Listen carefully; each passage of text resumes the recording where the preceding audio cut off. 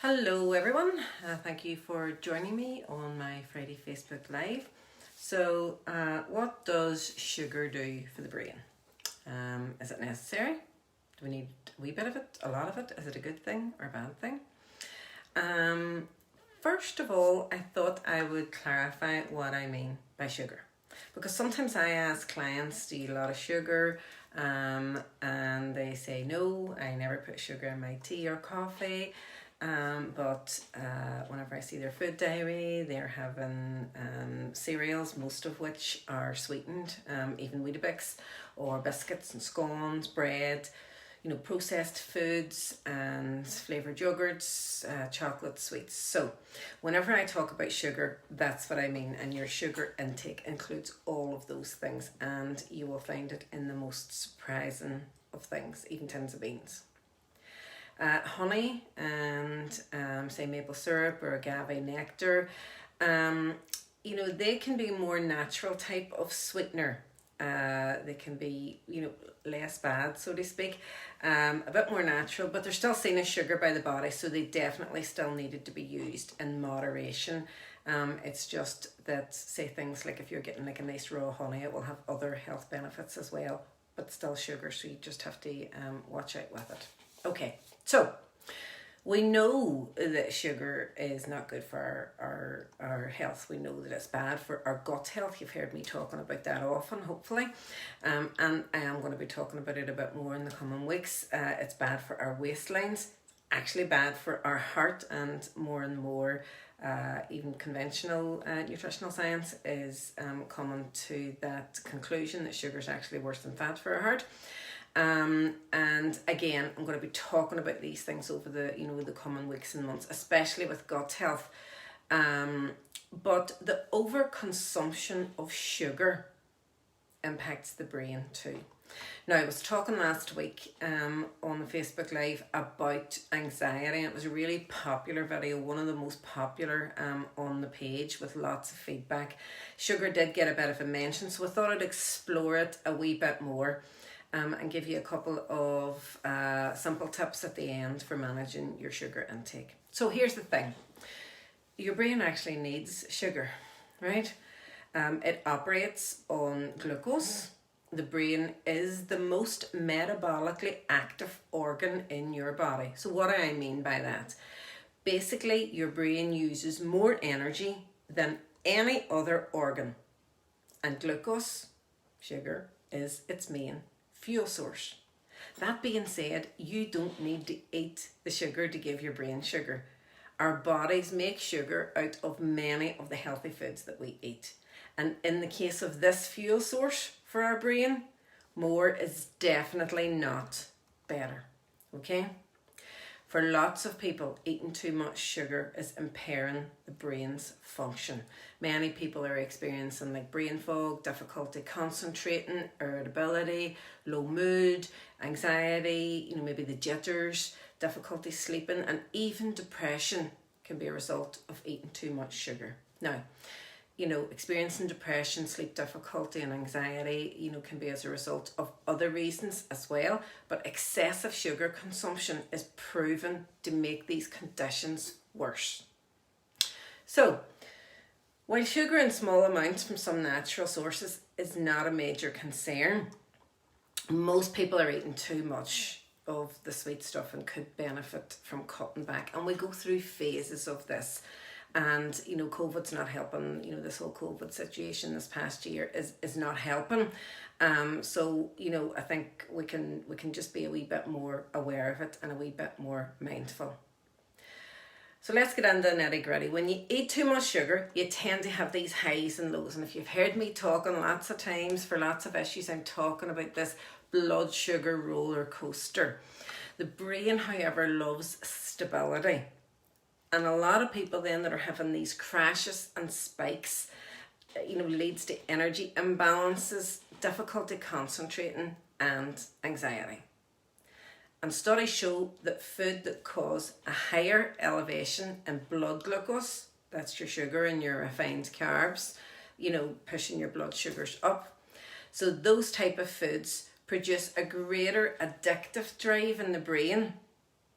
Hence, were addicted to sugar and not broccoli.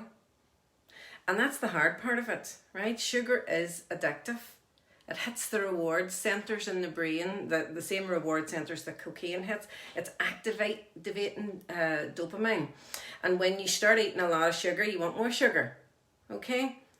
So I want to say a wee bit more about how sugar impacts memory. And here's a thought. And I read this just last night whenever I was filling up on some research for this. Even a single instance of elevated glucose in the bloodstream can be harmful to the brain, resulting in slowed cognitive function and deficits in memory and attention.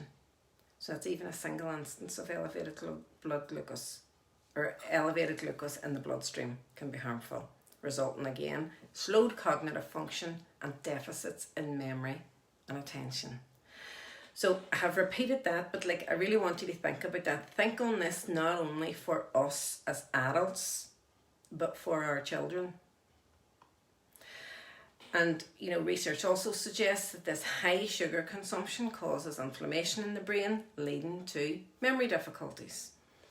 The good news is, however, that this inflammatory damage from sugar may not be permanent.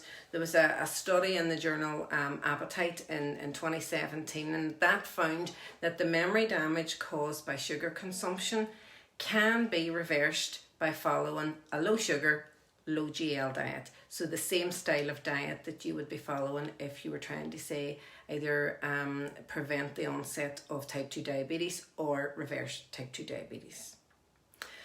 In addition, some of the research suggests that reducing sugar consumption and then supplementing with omega-3 fatty acids and curcumin, which is the active form that's in turmeric, the spice turmeric, improves your working memory. So, that's something just to be aware of as well. Your omega-3 fatty acids you're getting from your fatty fish and from some nuts and things like that, but the supplement gives you just that wee bit of a boost. So just a wee bit more on the inflammation that I just mentioned, just to finish off on that. We know that sugar causes inflammation throughout the gut and through the immune system. And now we know also that inflammation has been directly linked to poor gut or poor brain health, leading to anxiety and depression. But let's look at sugar in the more general terms of, the effect on mood and emotions. And according to a brain imaging study I was looking at, in healthy young people, the ability to process emotion is severely compromised with elevated blood glucose. Now, this elevated blood glucose, what do I mean by that? That's basically whenever your blood sugars, the amount of sugar in your blood rises, which when we consume all of those sugary products that I mentioned earlier, that's what happens, okay? Another study that was published in Diabetes Care found that people with type 2 diabetes reported increased feelings of sadness and anxiety during acute hyperglycemia whenever their blood sugars were particularly elevated. So you can see where it's all linked in.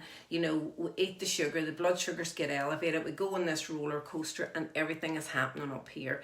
Whereas, we're normally always focusing on the gut and on, weight gain or something like that.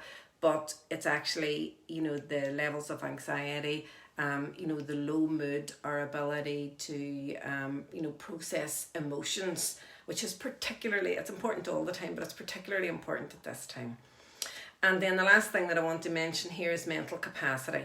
So, elevated blood glucose, this high blood sugar, harms blood vessels, and blood vessel damage is the major cause of vascular complications of diabetes, which leads to other problems, such as damage to the blood vessels in the brain, which causes reduced mental capacity, but it also has an issue for eye health as well. Now, even in those without diabetes, high sugar consumption is associated with lower scores on all the tests for cognitive function. And these effects are thought to be it's a combination of high blood sugar, high blood pressure, which can come from stress and things like that, insulin resistance, and elevated cholesterol. Okay, so all the research that I was looking at backs this up, and it shows that all of that sugar that we're consuming throughout the day, or maybe has been added to our food even without our knowledge, is dangerous. So what can you do about it? So if you want to, start the process of reducing your sugar intake, and it depends on what it's like at the minute, whether or not you can, these tips will be quite basic, but sometimes you will require, more detailed help.